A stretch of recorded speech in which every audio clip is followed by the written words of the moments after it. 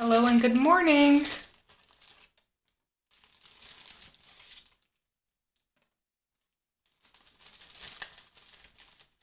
Just getting set up. I'm going to be doing quite a few of these today, so I'm going to start setting up my ones. I will tape some with you as well, but I just want to make sure I've got a bunch ready to go.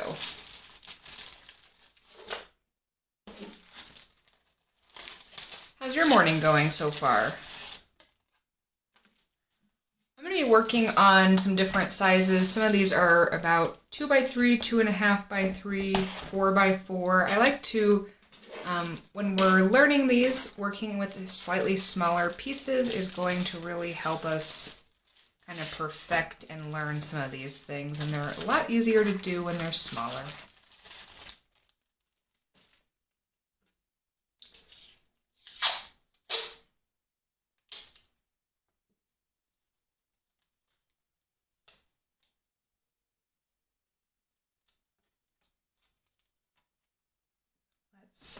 I'm just taping some of these down over here with some masking tape.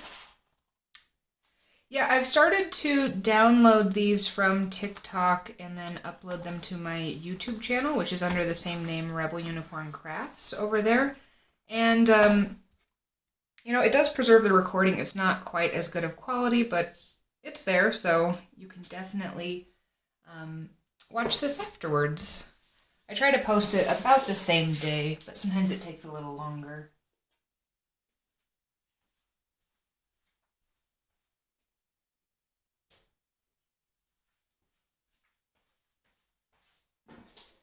Hi, how are you? I'm switching masking tapes because the other one is really loud to do on camera. This one's still kind of loud, but it's not as loud. So go ahead if you are joining and going to be following along with the class and just start taping down some different pieces of paper, or maybe you're working in a sketchbook and that's fine. We are going to be using a ton of water and really liquid supplies, so things will move around a lot more. So if you can tape it down, I do recommend that.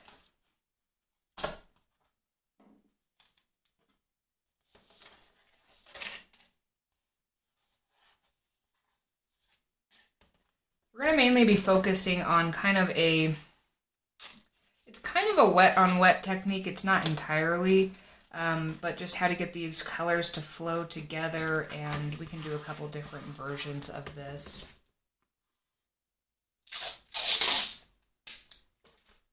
With a couple different colors, and as always, you are free to model. So if you're impatient like me, then you might want to do a couple of them. Because while one is drying, we can be working on a different one. Hi, good morning.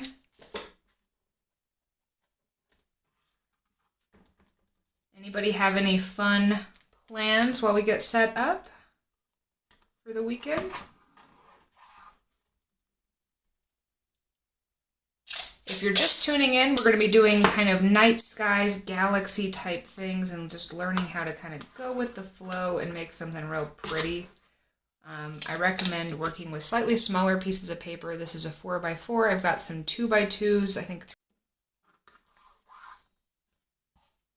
And we just want to tape these down because these are going to be pretty wet. I'm going to start taping down to this one too. I've also been really having fun with these longer pieces. I don't know what it is about them, but they just are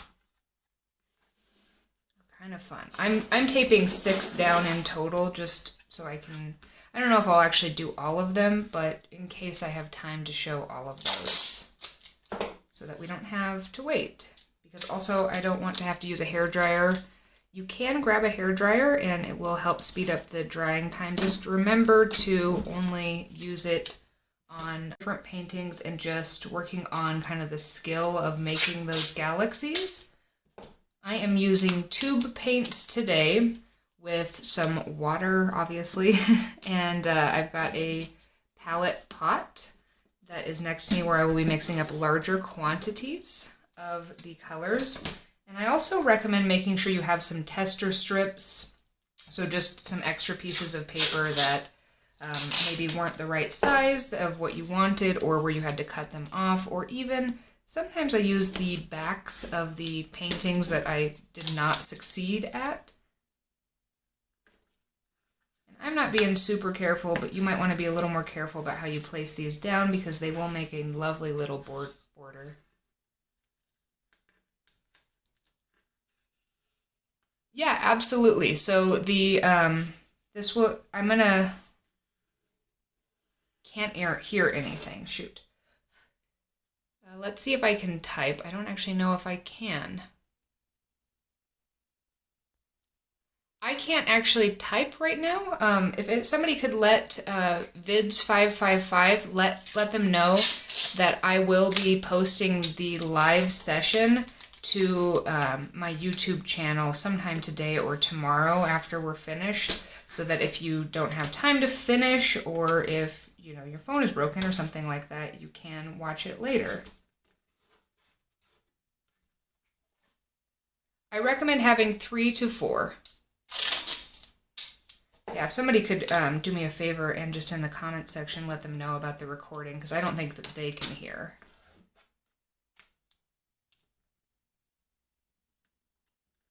About 3 to 4 pieces will be good for learning this. Thank you so much. Thank you.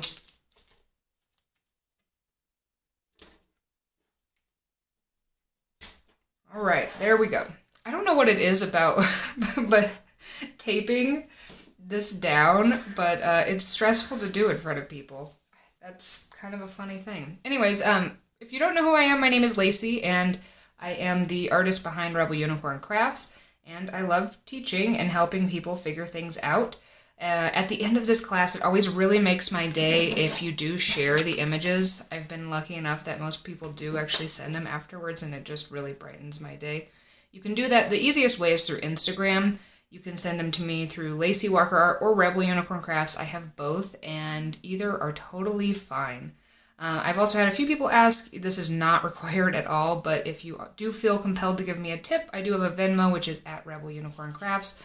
And that's a little bit about me. I will remind you of my Instas at the end, just because I love seeing what you guys do. So, I personally have taped down 6 pieces. I recommend you guys have about 3 to 4, or whatever you want to work on. I don't know if I'll get to all these pieces, but just in case we need to. We're also going to talk really quick, in case this is your first class. I always work on a piece of cardboard or something so that I can hold it up and I can control the flow of the water. So this is just the back of an old sketchbook cardboard, so you can save those, or you can grab an Amazon box or something and use that. It really helps you kind of control and just hold things comfortably. It's a good practice to get into if you're brand new to watercolor. If you already like how you're doing it, then you keep doing it how you do it. The other thing I recommend is setting up all of your wet supplies. So right off camera here, my dominant hand is my right hand. So on your dominant hand side, you're going to want to put your rags or your paper towels, your palette pots, 2 cups of water. One we're going to be washing our brush in, and the other one is going to be clean water for mixing our colors. Our brush off to the side, and if you've got a pipette or anything like that, I have one here, but it has disappeared. Where did it go? Let me find that. Oh, here it is. This is how I transfer water from my cups into my palette pots. The other way you can do that, if you can't find these, because sometimes these come in really big packs, and I don't know, people don't always want 30 of them or something, is you can actually do the same thing with a spray bottle. This is just a dollar store type spray bottle. I use that all the time in my studio for a ton of different things. At the very end of this class, if you have these, you don't have to. You can either, I also do this with pen as well. So we'll see what we have time for, and also just how things are going. Feel free at any point to leave comments in with questions if I'm going too fast or if you need clarification. I can actually see the comment section. So let's get started. In general, usually when I am doing my little galaxy type things, I will mix up 3 colors. I will mix up a super dark blue, like a moody steel blue type color. I'm going to grab my tester strips too, just so I have those on hand. But I will do a moody, steely blue. I will do a bright pink, and I will do some sort of a purple color, so I have 3. If we have time, I'm going to start with those 3. If we have time, I'm going to also put in a greenish one, because I got a lot of comments on one of my recent videos that I should do like Northern Lights inspired ones, and I haven't actually tried that yet, but I can totally see how it would work with this. So we might try that if we have time. So I'm going to grab a couple blues. I've got a Prussian blue here. Oh, thank you. I'm also going to get, so here's my little tub of my wet paints. I'm going to grab my favorite color, which is this quinacridone magenta color. That's going to be one. I'm going to grab an orange because that's going to help me darken my blue. I might grab a Bordeaux. You can tell some of my colors are getting real well used. I'm going to have to re-up soon. If you want, you can do a Payne's Gray. We might experiment with the black one on the green one if we get there. I don't usually do it, but if you want to add in a black, we just need one really dark color, a medium, and then a bright color. So feel free to modify this based on your own personal preferences. And I'm trying to find a phthalo blue too, or another blue, because I usually like to work with 2 different blues, just because, I don't know, there's something extra rich when you add 2 different blues to it. Where are you? I like to use. Oh good, I'm so glad to hear that. Alright, so we're going to take some clean water. Oh, also I'm using a size 12 round brush. This style of painting is going to really be suitable to pretty much any brush, just something a little bit larger. You don't want to work with a super fine detail brush. So just grab whatever brush you have and make sure it's kind of a slightly bigger one if you have a selection of them. Then I'm going to grab some water. I'm going to take a pipette's worth and I'm going to put it in one of these little palette pots here. We're going to mix up our pink color first because it's the lightest one. And I don't think I will actually change this one. I will probably just use some of this magenta type color. Whatever pink you have, a Bordeaux would really be nice. An opera color would be great.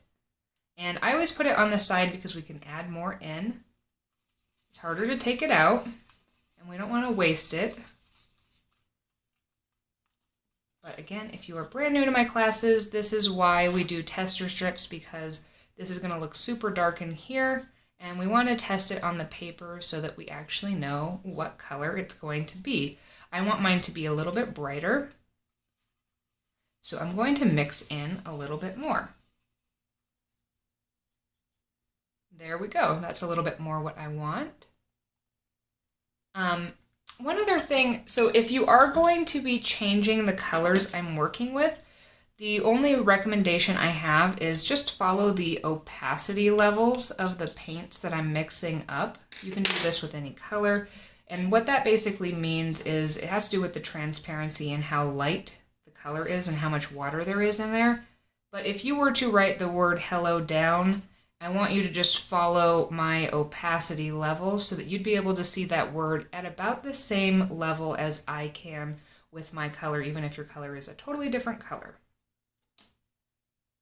Okay, so I've got my pink, and I'm just going to leave that one as is. Let's mix up our blue next, because we can actually use the blue to mix the kind of purpley color afterwards. I'm grabbing some clean water. And then I'm going to put it in here. I'm going to take my dog hair out of there and just put a pipette full. We basically just want to cover the bottom. We want a decent amount of this pigment because we're going to be using a lot on these.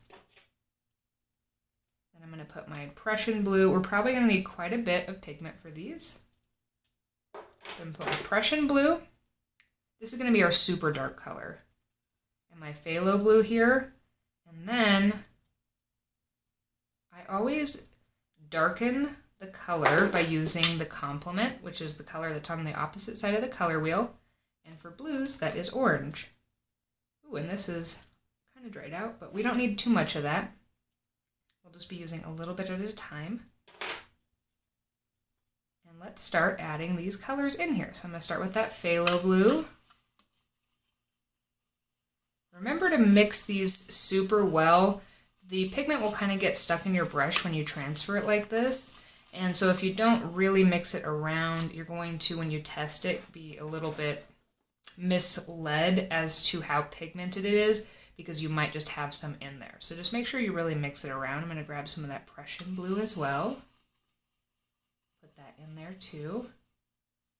And again, that looks super dark there, but it's not going to be that dark. So let's keep adding a little bit more blue, and then I'm going to start adding in some of that yellow, or because I want a bunch. Grab more of that Prussian. You can use any two blues you have. The only recommendation as far as blues is maybe not like a cerulean, because that's much lighter. It could work for kind of what you're going for, but I want a dark color. Alright, I'm going to wash my brush off just so I know how much of this orange I'm grabbing. And I'm really only going to kind of saturate the tip of this initially. We can always add more. It's hard to take it out though. And we can see how much that actually did change that with just that little bit of orange. I want some more. So let's do that same step where we saturate kind of just the tip and add it.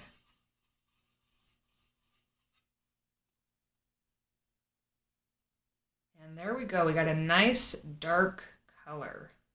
So this is going to be my dark blue color right here. And now we want to do our purple. I like to pre-mix all these colors up for stuff like this because it'll make it a lot easier when we are painting. I don't always pre-mix up colors. It kind of depends on what we are going to be painting. So again, clean water. I'm going to grab a sip of coffee. There we go. And now we're going to kind of use a little bit of what's left on our palette to mix up that purple color. So the first thing I'm going to do is I'm going to start with my lighter color, and I'm just going to grab most of that magenta that's on there. You could also use a preference. I'm going to grab the rest of the blue that's on here. I already love that color, but it probably needs to be a little darker. Let's test it out. It's a pretty color, but I want it to be a little bit more blue. Feel free to stop it at any point when you're adding your colors in if you like it and you're like, no, don't change it. And you don't have to change it. But. And then I'm actually going to put just one, I'm going to wash my brush, dry it off. I'm going to grab one brush full of that super dark blue color, and I'm going to add it in to this just to kind of give it a similar tone to the other one. It doesn't have to be, this one needs to kind of be in between darknesses of this one and this one.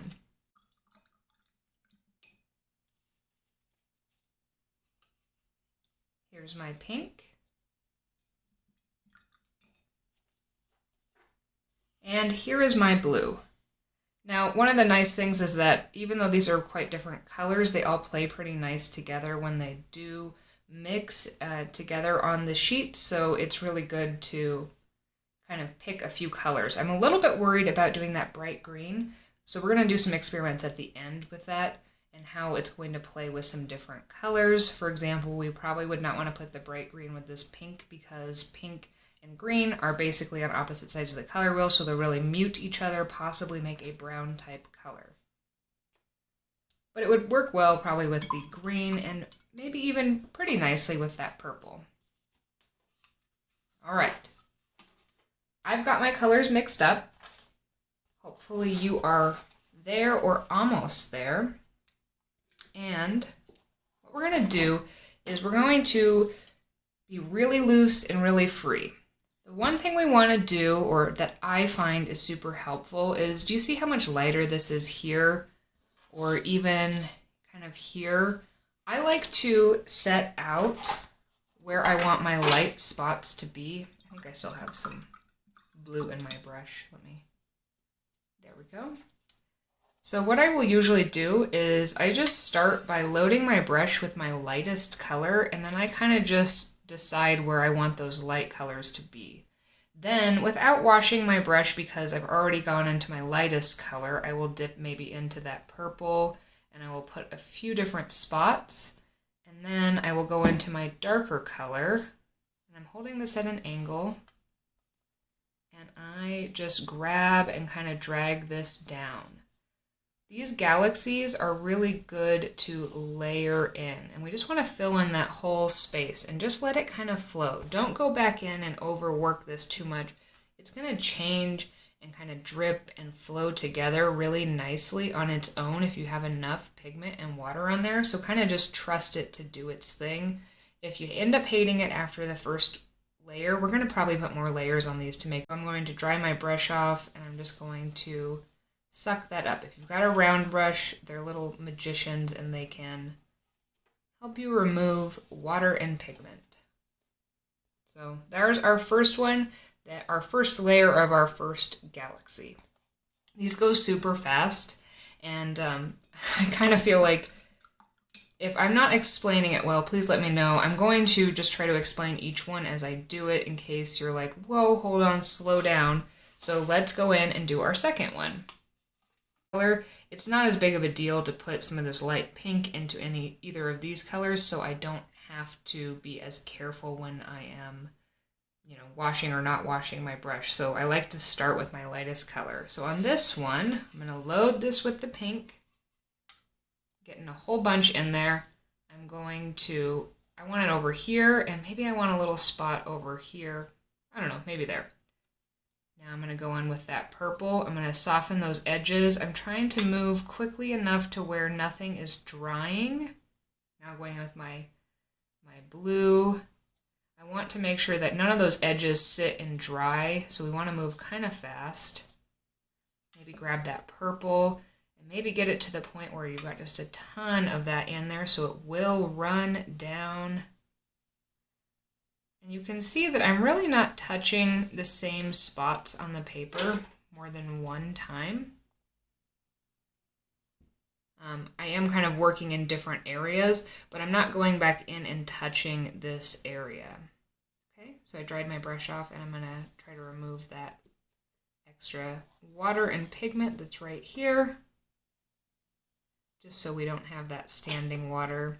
That will help reduce the amount of this back running or that blooming type effect that happens if we remove that water from there. Okay, there's our second one.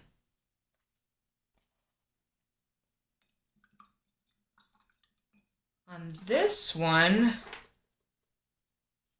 let's go, oops, I did drip some of my blue in there. It's all right. I'm just going to go with it. I don't think it would have changed it that much.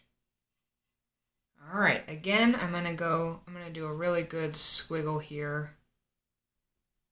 I'm going to dry my brush off just a little bit, and I'm actually going to go in with my blue first and put that here. Then, since I already still have a little blue in my brush, it will make this purple a little darker. We're going to grab that and pull it down, and by holding this at an angle, it's going to create kind of that the similar look to those aurora borealis that we will try to replicate, or the northern lights. I'm going to grab some of that dark blue and pull this down. I like this one the best so far. And suck up that extra water. Your blue is green.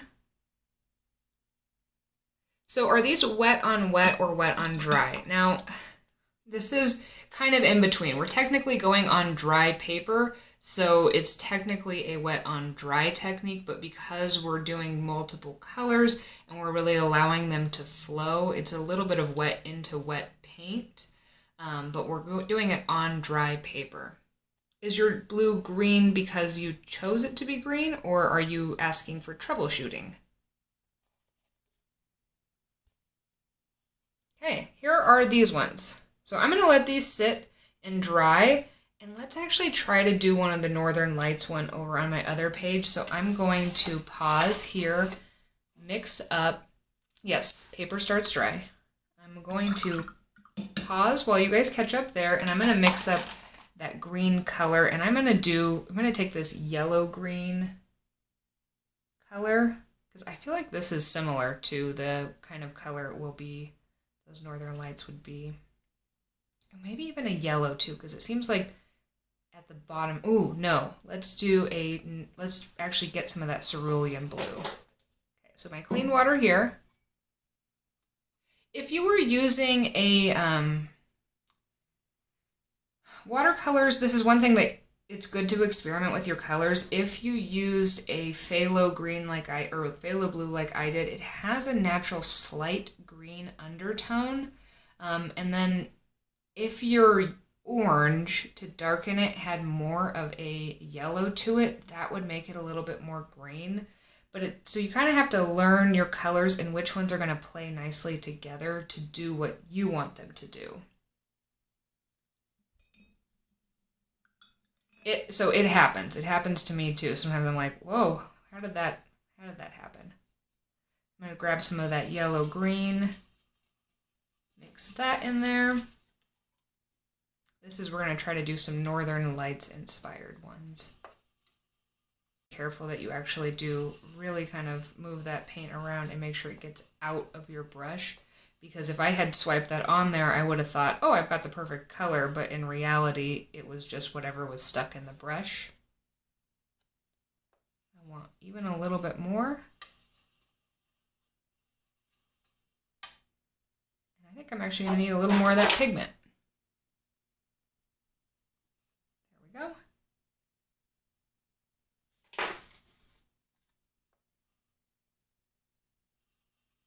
In with even more. I'm just afraid that blue is going to overpower it. The Northern Lights one is going to be kind of an experiment, so this might possibly fail, but we're going to try it live right now. So the two brands I'm using today are Shin Han Watercolor and Core. I do have plans to make a video. I've actually been really busy lately, so I had a bunch of videos pre-made, and well, I'm pretty much gone through all of them, so I need to make some more. But that is one that I want to talk about, the brands I use. Alright, and then I want to make kind of a teal color, because I think it would look really nice to transition between that blue and this dark blue. So I'm going to take some of that cerulean blue. Of course, I'm going to grab some clean water and put that in this one. I'm going to grab some of this yellow green or a lime green type color. Then I'm going to grab some of that cerulean blue. Maybe a little bit more. Just getting green here. But let's see when we put this on the paper if it's going to be a little bit more blue-green, which is what I'm hoping for. Nope, just green. Okay. So if you're at this point where you're like, ooh, that's not the color I want, I can still use a lot of this color, but if I put too much of that yellow green in here, and I'm going to really be fighting with that color, so I'm actually going to take this, I'm going to put some more clean water in here, and then I'm going to add more of that cerulean. So that way I still have some of that pigment, I'm not wasting all of it, but I'm also not having to add a whole tube of this cerulean to fix my mistake there.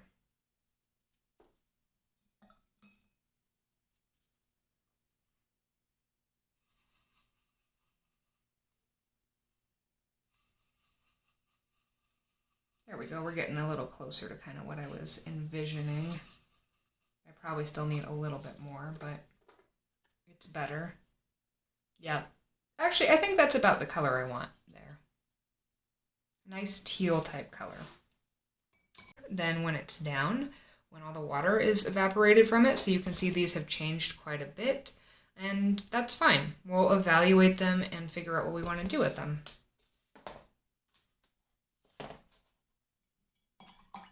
All right, this is our master experiment. So my plan here is to use these three colors here. So I've got my dark blue, my bright green, and my kind of teal type color. I'm going to start here with this color, this green, wow, this yellow green or lime green color. And the northern lights always seem to, oh, I don't have that taped all the way down, push it. They always seem to kind of make like ribbons down. So we're going to get those ribbons actually from the dripping from above, but they usually go at an angle. So I'm going to place this just kind of in here like that. Then I'm going to grab this other green. I'm going to put that at the bottom because I just want it to transition a little bit. And then I'm going to grab my dark blue color and I'm going to put it on the top here. I'm going to put it on the side and then I'm going to pull that down in it. While I take that drip line down, that's when it should create kind of those ribbons a little bit. We got really green there, so we're definitely going to have to add some more of that blue in here because we only want it to be that green color in that one area really. So I might actually mess with these ones a little bit more. Let's put some more of that blue up here. We want to emphasize that this is a blue sky.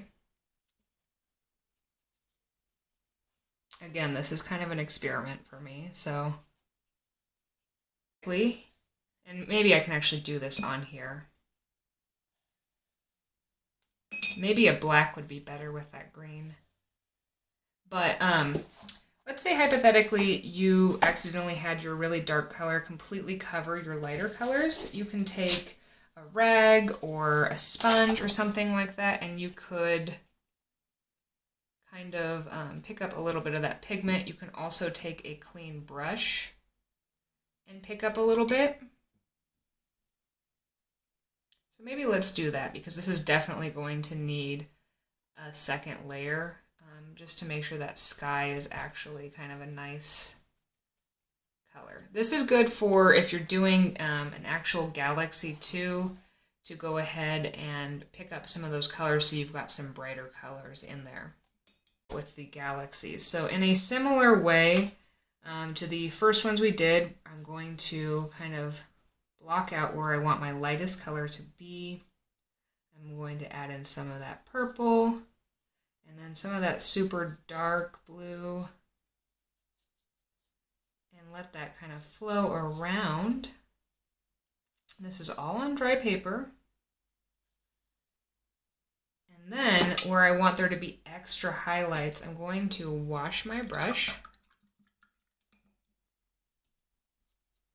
And I'm going to just make it kind of damp.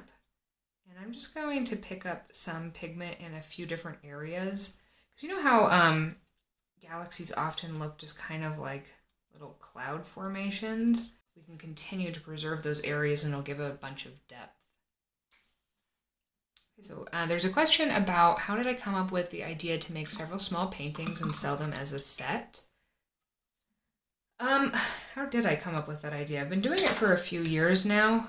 I really liked painting these, and so I would spend a ton of time painting these to relax, and I thought, well, these are so cute. And then, oh, you know what it was? My husband and I had been doing a bunch of puzzles at the time.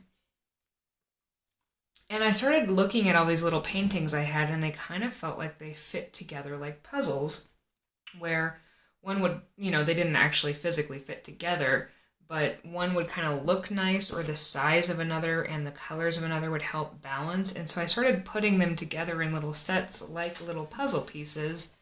And I don't know, that's just kind of how I started with that. Yes, I am. I'm going to put this on YouTube. I've started to do that. All right, for this last one, should I do another experimental Northern Lights, or should I go back to doing the purple and blues? Let me know. I can do what you guys want.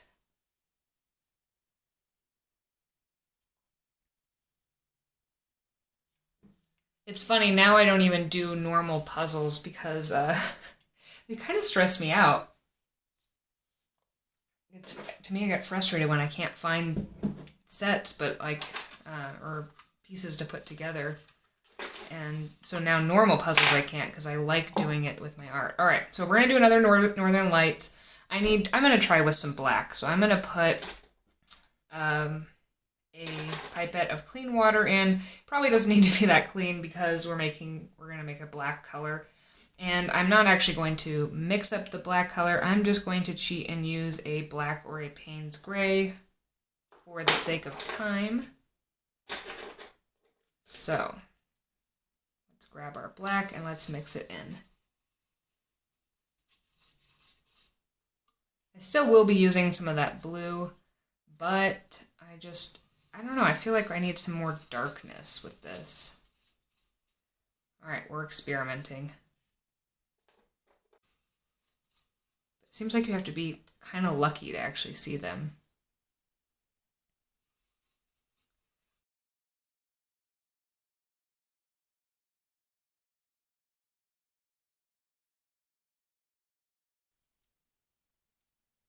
Mixing your own kind of black colors or really dark gray colors is a really good exercise for learning how to work with color. I've got a couple color books that do that are really good. So if you're looking for kind of upping your color mixing game, definitely try that as an experiment. You had them in Pennsylvania, right? That's PA. I was about to say Philadelphia. I was like, that's definitely a city. All right, here's my dark color. That's really cool. I'm super jealous. I feel like I would break my neck just staring at them. Okay, so new plan. Soak with this in the middle. Then I'm going to actually use my dark blue at the bottom because I don't know if there was much of a difference with that, if that really actually did much of anything. But this is going to be my little transition color. I'm going to put that around whatever blob I make of this, and then I will then surround it with heavy amounts of this to really drip down into it. All right, let's try again. So grabbing my super bright color, I'm going to do it at an angle again, make sure there's a ton of that pigment sitting on there. Grab that blue color and put it there, maybe even here a little bit in. Okay. Wow, this is making me very nervous. And see, do you see how it's kind of good to have this on a slant, because I can control when it was starting to go out of control. I could stop it for a second and kind of prevent it from doing too much of what it was trying to do. Let's grab some of that black. I've washed my brush. I'm going to put that green in, and I'm going to let it kind of sit and then flow down. I'm going to try to get some of this extra off. There we go. I actually think that one worked a little bit better. It was a little more chaotic, but I think it was more successful in general. And I'm going between tilting it down and then holding it a little level to give it a second to kind of soak in. I feel like because these colors don't play as nice together, you have to be a little bit more intentional about how you let them drip down. But in general, I know there's a big glare from, I'm using it's this new light where it actually lets me put my phone on through and see through the ring light. It's meant to be like from above, but I feel like it's maybe making too much of a glare. I might stop using this for this type of a thing in the future. Let me know if that the circle glare is too distracting, if I should stop using this. It was meant to make it better, but I'm not sure it is. Okay, so I'm going to let these dry. Here's where we're at with some of these right now. My initial ones, they're nice and flat and dry. Cool, great. When I look at these, I might not add another layer to this one because I kind of like how this one flows, but I definitely want to add another layer to both of these in order to bump up the pigmentation, as well as I definitely want to soften some of the edges on this and maybe darken certain areas specifically on this one. Doesn't bother you? Okay, cool. And then on this one, we obviously need a second layer here. I'm going to really try to deposit a bunch certain parts to give more depth. But I'm going to start with my, I do think I will leave this one. I think this one will be really pretty with some just trees along the bottom, kind of maybe following some of those a little bit. And I like the lightness of it, so I'm going to keep that one as it is. But these ones definitely want to add another layer. Okay. So, I'm washing my brush off since I've been using black and green and all sorts of other colors. I want to make sure I've got a nice clean brush before I go into my bright pink color. And I want part of this to definitely be pink, but part of it I don't want to be pink because it's too much in one area. So I'm going to start by putting my pink kind of in those areas where I do want it to continue to be pink, and maybe even just a little bit over here just to kind of spread it out and balance it a little bit. I'm going to grab my purple and I'm going to make sure I really kind of put it in those areas where I think there's too much pink going on before adding in that dark color right along the top and kind of just letting this fall down, and if I need to, cover up any other areas. And by adding a second layer and having that the first layer kind of seen behind this one, I just think it gives it a ton more depth.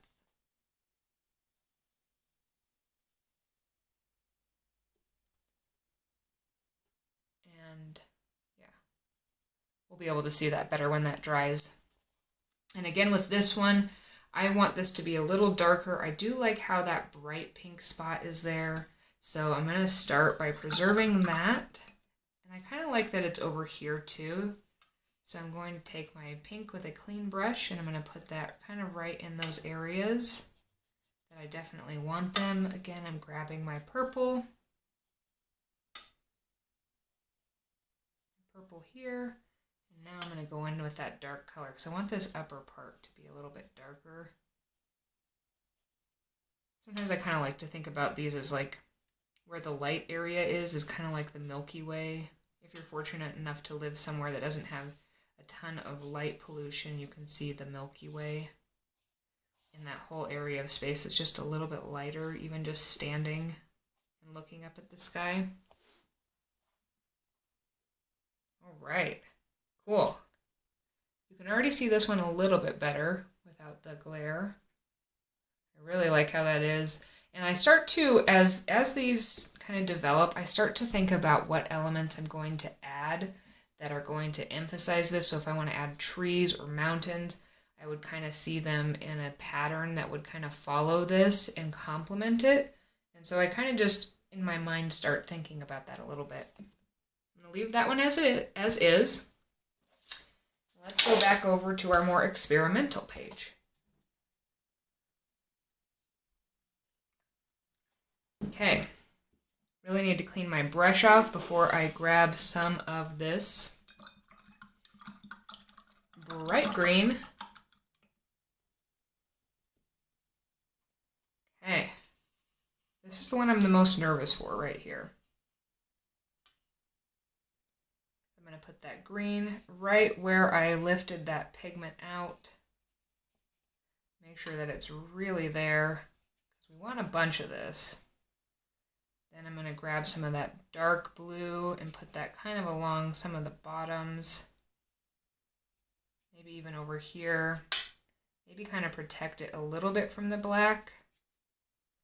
And we're going to go in with this black color. First I'm going to pull it down with the black.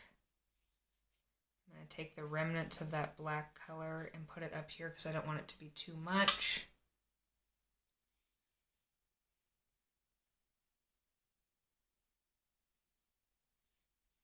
just fill that in. I think that black definitely kind of helps this.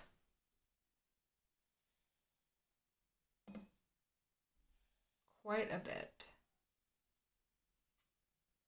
And let's put it here. I want it to drip down a little bit into it. So now I'm going to kind of try to add in a few little drip areas to encourage them to happen. And maybe since they make that ribbon effect, put a little bit there to ribbon it.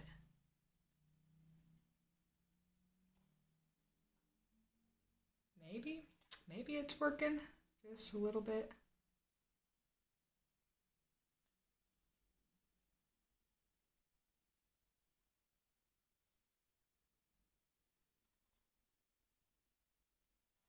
All right, we're going to let that one set and see. While I still have kind of these muddier colors in my brush, I'm going to go back over to this one, and you can see how much different. I mean, this looks so vibrant, but when it dried, it was not as vibrant, so we need to definitely put another layer. And I will say I'm also using, this is that Strathmore paper that I'm not a huge fan of, and this is one of the reasons why I don't like it. I think it actually takes some of the pigment a little bit more than my other ones. I'm trying not to be wasteful, though, and I'm trying to use what I have. And I know some people really like Strathmore. If it works for you, that's absolutely great. You should keep using it. I just don't prefer it. All right, going to take some of this green color here, and again, I'm going to really try to put that on those light areas. There. Grab some of my dark blue. Ooh, too much. Too much. Oh no. Let's suck up some of that pigment because I put way too much of that blue. There. Let's go back in with that green. This is like, instead of Bob Ross's Happy Accidents, we're having Happy Chaos time right now. Taking that, that black color and putting it here.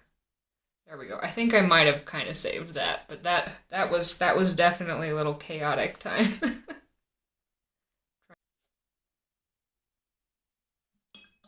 I feel like I need a little bit of this blue in here to make this feel a little bit more magical, so I am going to drop in a little bit of that dark blue just to kind of hint to it being the sky and not like some radioactive type thing, just to give it a little of that blue.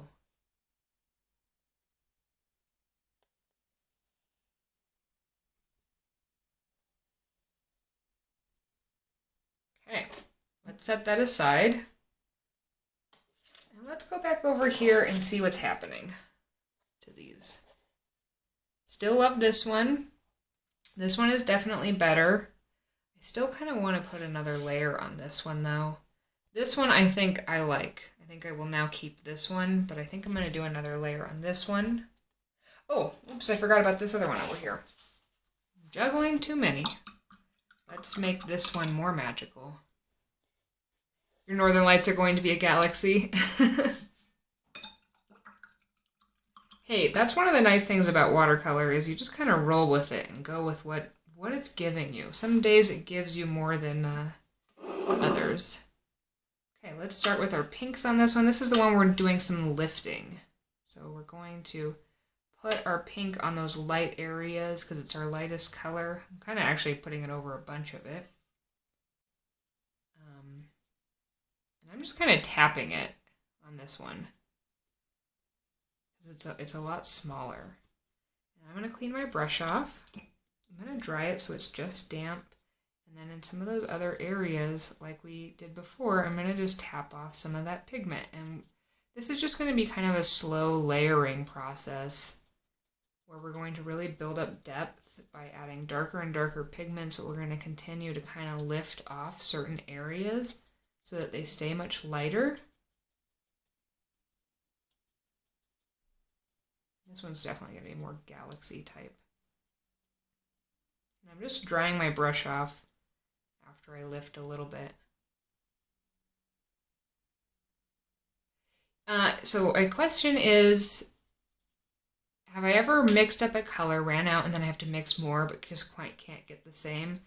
In general, yes, that has happened to me. It happens to me less and less often the more and more that I play with it, because you get better with it. But it does happen. A few little tricks is one, having these little tester strips is nice for more reasons than just testing. Another really nice reason for having these is that you can compare more directly. And you do have to be patient when you're mixing up the colors to actually let them dry so that you can see if it is a one-for-one match, because it's going to look different when you put it on and it's wet. But that will help you mix up the color again better so that you can match it. Yes, so that is one thing that maybe I should start stressing a little bit more and when I do this in person, I can see, how much you guys are actually mixing up. But that's one of the things I always stress is like it's better to mix up a little bit too much color because you can let it dry and you can reuse it later than not having enough color and then being a little bit stranded. Either you can't make the same color or I don't know, you're just trying to do it and you're in the middle of a painting and it's drying too fast. So yeah, that's part of what to keep in mind. Yeah, keep in mind that you can, if you don't use all your colors, I'm actually saving this one. I'm still painting on, I don't know if anybody was on the other day when I was painting some leaves, but I was using this palette, and since I'm not done with that painting, I just let it dry, and I will just reuse these colors. I'll just re-wet them. So it's okay to have a little bit extra, because you can use them later. Okay, I'm going to go back to this one, and I'm going to add another layer, because I just want another layer on this one.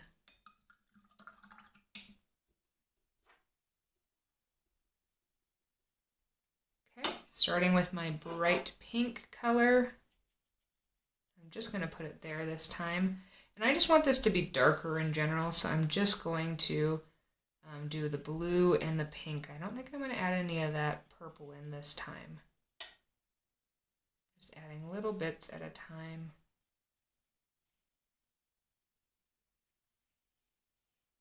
And you can see I work fast, but I also kind of work at different speeds, just waiting to see what the watercolor is going to do and how it's dripping, and if I can move it in a slightly different way to encourage something to happen that I like.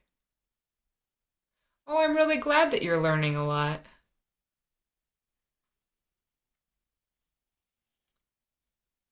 I started actually teaching classes. I started with metalwork stuff because that was more my background. But it actually started after I took a watercolor class many years ago now, and I was super frustrated by it because it felt like we were just doing drills. And also the class was really expensive, and I only learned a little bit.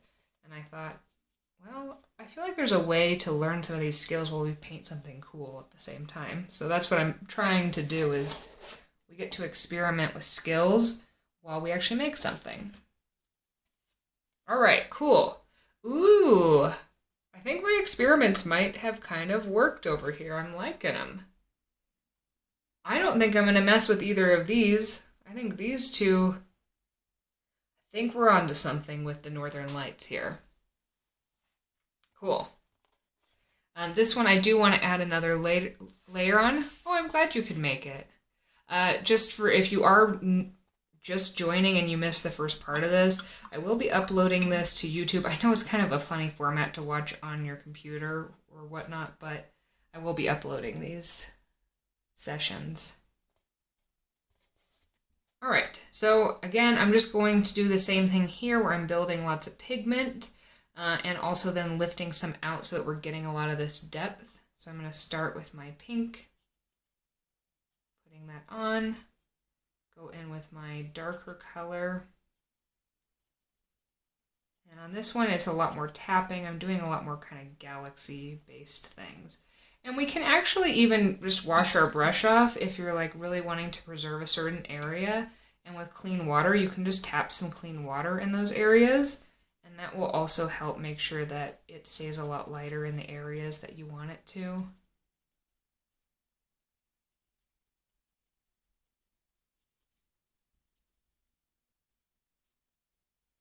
Good, yeah. I'm glad. I do have on my little YouTube channel, I also have some more I need to work on some more, but I have a few of my tutorials that are a little more succinct than the full time, like the full hour class. And they're made to be a little bit more like you can pause, you know, and work at your own speed. So if after this class you're like, oh, I want to paint some more, I've got a few more for you there. Let's lift a little bit more out of those spots.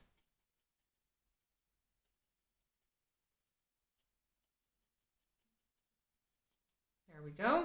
This one I'll probably keep playing with because I want to actually really bump up that one, but it's going to take a while. Okay, so let's start. I'm probably only going to put more watercolor layers of the galaxy on just this one. The rest of these are I'm going to let sit and be kind of as they are. I like how they are. But I'm going to show you a couple different methods for adding. Let's do trees and then let's add some stars. But I'm going to start with my trees. I like to start with them before I add that metallic watercolor. I like the metallic watercolor to be my last step. I'm trying to figure out where to set this. That'll work there. And this one is nice and dry, so I'm going to show you the first one that I do with pen. This is one of my favorite pens. This is just a Paper Mate felt tip pen, a black one. And I really like these. They've got really good pigmentation. They're not specifically made for use with watercolor because they're not waterproof, so you can only do this on top of a dry work, and then you can't put any other. I'm going to do that. Now, the way I draw my trees is I make a little plan. So as I kind of said before, I really kind of want to follow this line of this. And I also like to leave my tape on for when I put my trees on because I can make some of them look like they're going off the edge. So I think I want my first tree to be here, so I'm just going to draw its trunk. I think I want a slightly shorter one to be here. Then I want a little gap, and I want a little baby one that's maybe a little bit taller than the previous one here. And let's start with those three. For the tops of my trees, I will demonstrate on, let's demonstrate on this one. I just touch a few times, and then I just kind of squiggle. And you want to squiggle, but you want to do it in random directions and make random shapes. The more you can vary the shapes that your brush makes, the more this will look like the shadow of a tree. It's okay to have a few gaps where light might be kind of starting to peek through, and I just make it a little bigger the further I go, and squiggle a little bit wider as you go down. If you've got a little gap, that's totally fine. Maybe there's a bird's nest there weighing it down. Let's do this one here. This one's a little bit taller. And this is just going to be half of a tree because it's kind of going off.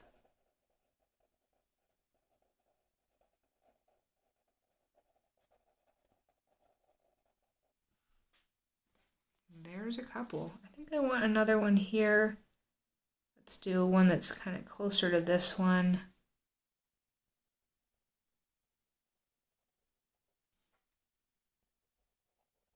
It's a little more sparse at the top. Remember, nature has a lot of variables, so they don't all need to look the same. And maybe if you're imagining different types of trees, yours might look a little bit different. I'm thinking of kind of Rocky Mountain type pine trees here.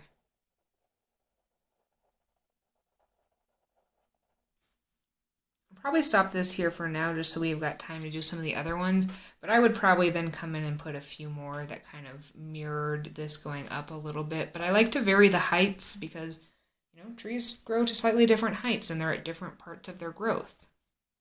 But we'll stop there on that one. On this one here, I think this is dry enough to do this. I might have a little bit of running on mine on this one because mine's still a little damp. If, you know, you can do what you need to. I just don't want to subject you guys to the hairdryer. But if yours is still a little bit damp, you might want to consider drying this before you actually do this, because we can also add these with black.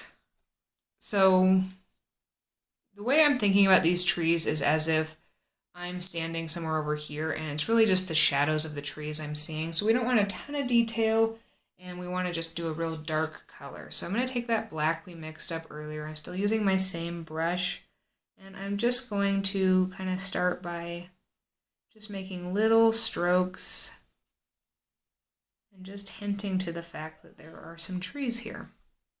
Maybe there's one here, down a little bit, and then maybe it comes back up. Try to leave a little white space, just a little tiny bit. And again, just a little bit. Oh, that was a loud notification.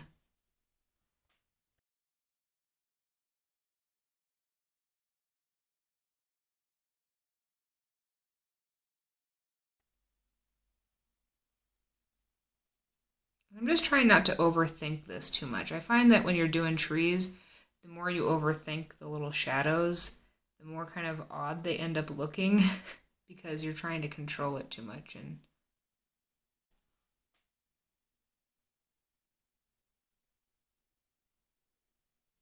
there we go. So maybe there are just some trees at the bottom of your galaxy. You've got a few different options here. So I'm going to let these set to the side. This one I need to do another layer, so we're actually going back in, or I'm going back in. You might be totally over this one, but I am going to actually start with just some clean water here.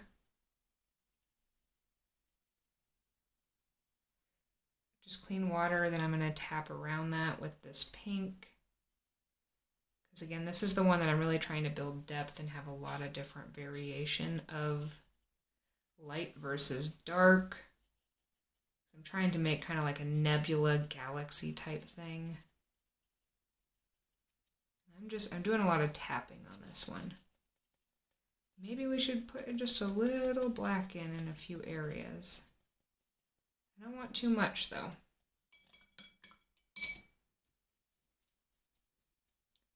Clean brush, dry, and I'm just lifting a little bit of pigment from a few areas.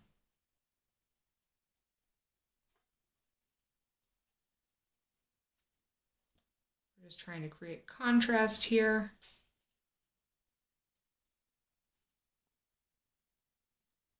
And maybe there is a dark area kind of in, taking some of this blue, maybe there is a darker area right in part of this. Maybe I'm going to tap that in.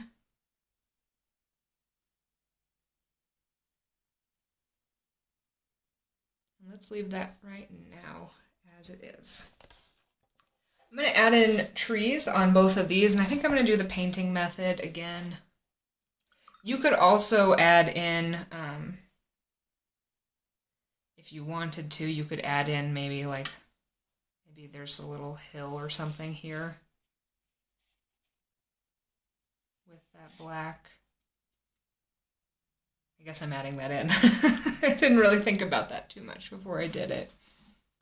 And maybe the trees sit on top of here.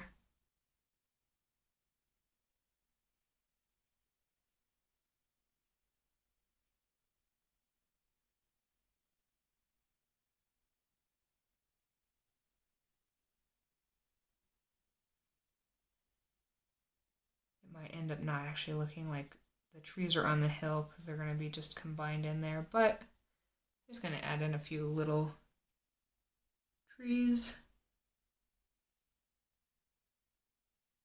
And again, you can do this with pen. Sharpies work really good for this too if you don't have any felt tip type pens.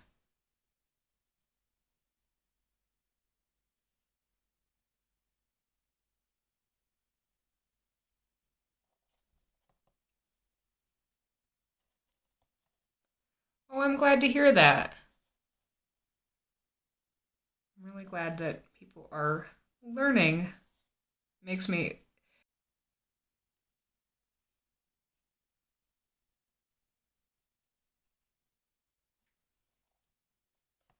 feel like these need a little more grouping. I want some of these to be a little more bunched up. I'm not super excited about how I've done the trees on this one, but you know, sometimes you win a little, sometimes it doesn't go quite like you wanted it to. I'm just gonna kind of feather this out. There we go, that's a little better. I like that. Let's do the same thing over here with a few trees. And again, we can just hint to the tops of them if you're kind of like... Every once in a while when you're painting, you just kind of get over it, you know? So maybe the trees are just like that. I want them to be a little more pigmented though. Ooh, too much.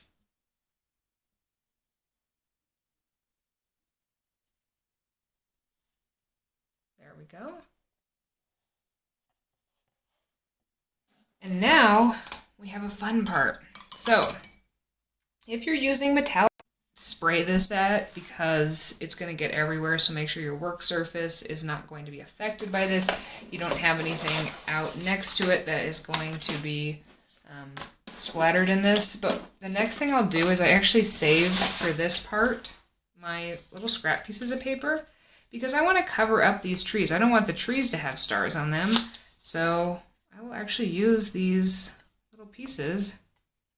I don't know, let's put that one there. Put this one like this. Let's cover these here. Just going to kind of rip these up a little bit. The scraps of the scraps to protect my work. And you can also do this with your paper towel if you had something like that to help protect so that we're not actually going to color on those. The metallic watercolors I have, I actually did buy a new set recently, but I'm going to use my old ones because I do like these. These are, I feel like the brand has changed on Amazon. I think they're like Coolaroo now, but they're watercolors. And one thing you got to do is first you just got to kind of wet these. So I take my clean water and I just put a decent amount in each of these because they need just a minute to kind of like soak up and reactivate.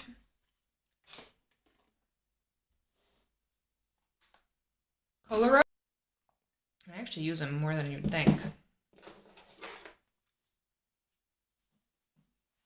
Okay, so I'm actually going to use, this is just a normal acrylic paint brush. We want something that's got kind of stiff bristles because we're going to do a flicking motion. You can use a toothbrush, you can use whatever ones you have.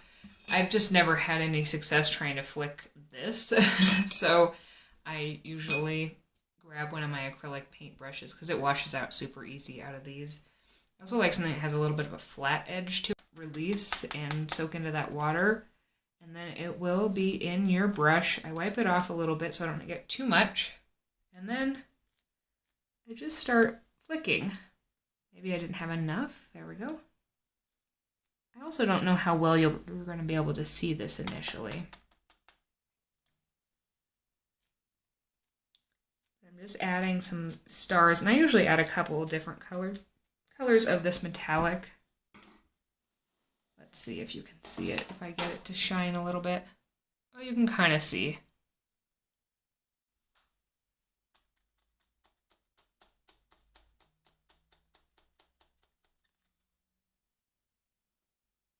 Okay. Ooh, got a couple little drips, and that's okay. You can also go in with some just acrylic paint after this and add some larger stars. Just put some dots on. Sometimes that looks nice to have just a few. You could even do like a specific constellation like the Big Dipper or something. I'm going to let these sit because I don't want to touch them until that dries a little bit to remove those pieces. And I also want to do the same thing over here on these. I could probably actually bump up the color on that, but for time's sake, because I'm going to have to go in a few minutes, I want to make sure I get these done for you. Let me find. I don't actually have any more pieces that are already used, but I can grab these. These are just my tester strips, so I'll still be able to test on them.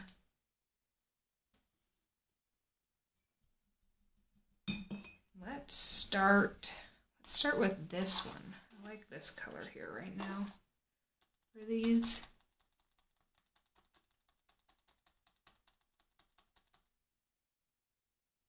Okay.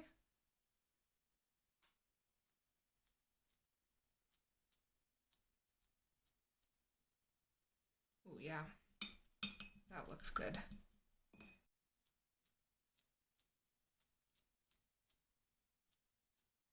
This is also just kind of fun to flick paint.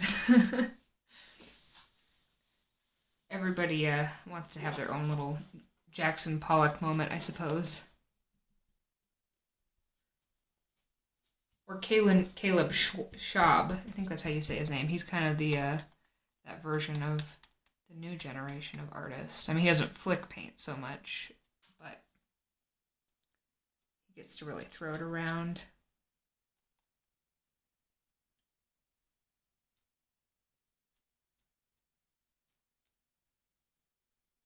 Okay.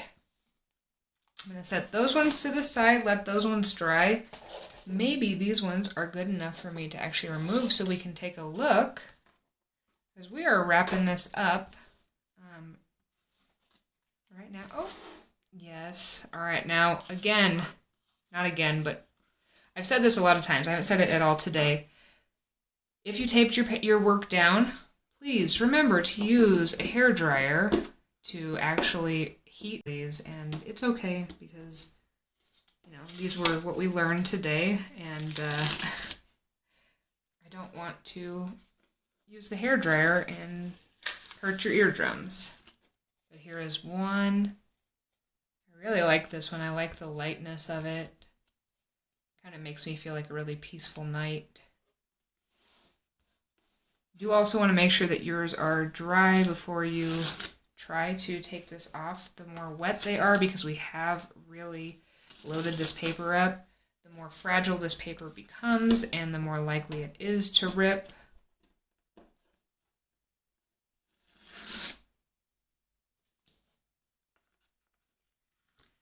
I think that the ones that I did the watercolor trees on could have actually used a second coat of watercolor on the trees just to darken them a little bit, but I like them. I like to add my trees mainly with the pen, but I think I'm also just better at drawing the trees out than I am at painting them. This one's just a plain one. You could put more stars. This one would be really good to add like a moon with acrylic paint, or do a little mixed media type thing on it. I'm going to put this back here. Please, please, please, if you did do this along, please send me a message on Instagram with your pieces you made today. I love seeing them. Also, don't be creeped out if I take a screenshot of them, because I like to save them and just have them kind of on hand so that I know what people did, and I like to look back at them and they always make me really happy. But on Instagram, I am at Lacey Walker Art, which is where I post more of my quote-unquote fine art. I don't really like that term, but that's where I post that. And then Rebel Unicorn Crafts is where I post, I don't know, a little bit more experimental stuff. You saved the Northern Light ones? Nice. Yeah, I'm actually really happy with how this Northern Lights one turned out. Ooh, see, this is really wet. Ones would be here. It's not actually letting me type. I don't know what happened. I used to be able to type comments. Let's see. Maybe it's hidden in somewhere else for me. It's not under Q&A. Here we go. All right, I found the setting. Lacey Walker Art is one of my Instagrams, or Just Rebel Unicorn Crafts.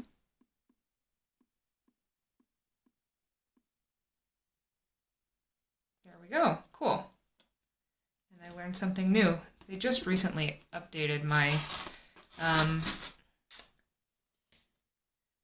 TikTok app, and I was hoping I was going to be able to get where I could make the different playlists, because I thought that would be really good to add all the watercolor stuff to one playlist. I still don't have that capability, unfortunately. You know what? I think that this experimental one here is my favorite one I did the whole time. I really like it. So thank you to the commenters of that one video that inspired that. Super cool. I might actually go in and add some constellations later. I don't have time to do it now, but to some of these. You could also draw a little spaceship in one of these. That could be kind of fun. I like to do, some of these, they're fun to do some mixed media stuff. Save them a little bit. Oops, see, I tore that one. Save them, and then maybe when you like want to do something artistic but you don't want to spend a whole bunch of effort, you can save some of these. And then these are fun little things to doodle on and add some mixed media and just really get kind of fun and experimental with. So there we go. Here are the ones that we made today. Also, any ones that you like, they're fun to add. Just a little signature makes them feel a little bit more complete.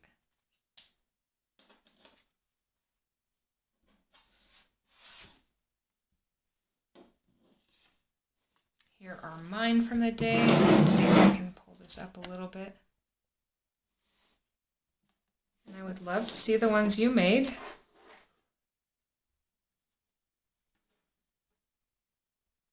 If anybody has any suggestions for next week's class, things that we have on, we've talked about a few times, are I taught how to do some florals, but some people like the idea of the wreaths, so we can bring back the wreaths.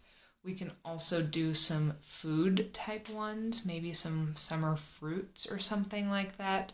Or if we've got any other ideas, please let me know. You can put them in the comments to any of my videos. I do try to just to look at all the comments. Sometimes there are certain days where that all happens at once and I can't keep up for it, but for the most part, I do see most of the comments. And I hope that you have a really good day. I'm going to sign off. I've got to go mow the lawn. So I hope everyone has a really good day, and I will see you again next week, same time, Saturday, 11 a.m. Mountain Time. And again, I will be uploading this later today or tomorrow to my YouTube channel, which is Rebel Unicorn Crafts. I am so happy you joined me today, and I hope that you had a ton of fun.